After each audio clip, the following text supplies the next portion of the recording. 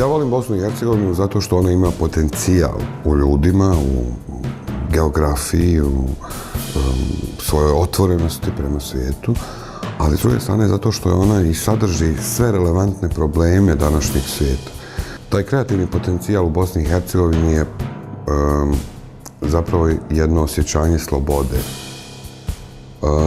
Koliko god je Bosna u prošlosti bila pod okupacijama raznim, toliko se očuvao jedan duh otpora, nezavisnosti, jednog osjećanja slobode u ljudima. Mislim da je to ono što meni najviše odgovara u Bosni i Hercegovini.